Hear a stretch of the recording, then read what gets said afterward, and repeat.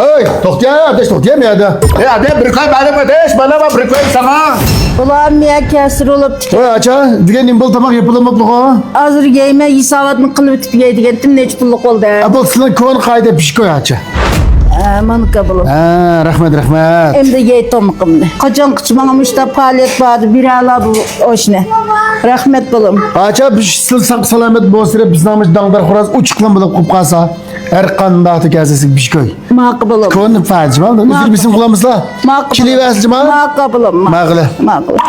Mülazım. Hamiman. Bilalış bulak oldu. Sıllan bir tal toxçop 16 koy olup da. Mali isabat. 16 koy olgan bir tal toxçop ila. Kalktım bir şey aldılar. Ağaçımız sulan bir hammaçları mı da? Vay ya kaysa onda sıraya bulmaydı. Valla 60 şırpkağa açmaz bu. En durumda neş plasak bu bizim dükkanımızdan özden şey.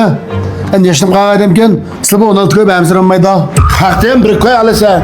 Benden 16 koy alırsa. Sen bir çöldürüp rahat asmayın bu işketini bir. Sen mülazımatla okşaş kımmartam sen ya. Ya mında kapon sıraya bulmaydı. En bu açmaz devamlı kilden şeyin yaşım kağa açmış bir koy kapağıda yok. Endi mında bir anca mı keptirdi andi be. Onundan biz 16 koy kaçta ulaştırmaz sonra da konu hoşlap kalsa biz bir şey alamaz. En bir koy kelime 60 yaşıga açımız yalnız turda öste. Mehmet devamlı kelimeğim bir şey gel. Mehmet künni yemiş tok çöpüne, tok meyfenine. Ben okşaş söylemeye açımızda okşaş birimi bir koy bununla. Ben mesela senin üstünde ehaz kılamam ben ma. Bu bir koyun alsan alırsa, ben mesela ehaz kılamam seni. Kaysa mında kandınağa onda değişip ketmeyle. En bu açkan ne? Açkan iş lazım malı ne? Bu mandan biz elnaqe 16 koy elotimiz sildiğimiz çıktı mı tok bade? 16 koy çıkfılımız sildiğimiz şimdi tokşup ke? Ya Sinan bir koy akın benim kızım köy demez mi? Biz bir koyla birime. Ben mesela okşaş tamak yedim, açımı tok çöp yedi. Ben tok çöp yedim, bir koy birime. Ma bu bir koy gidip emez. Ma bu manda bir edim gelişine çıkına eş. Senden biz bir şey koy ammayımız 16 koy falan alamaz 16 koy tokşup yedim yerden. Bu ağacımız sen yaşınıp kağa edemken onun biz yerden kurana bakar ben zek bulduğuna tamak bu. Aç edem bile özen sırıştıram çoğalım be ekstra be. Senin be ekstralığın bir şeyde. Turkun kayzım kalıyorum demesini gezem muska. Sen benim turkum bilen kanmay. Ben bir şey pulkacılık çiğen xerida. Şu ağaçımız bir koyla tamak edeyim, ben bir koyla tamak edeyim. Bir koyun ağının ağın. Bir koy bile alsan al adaş. Ben mesela ağız kılım içine. Hey, toxtaya, ateş toxtaya mı yadı? Hadi bir koy benim ateş, bana bak bir koy sana.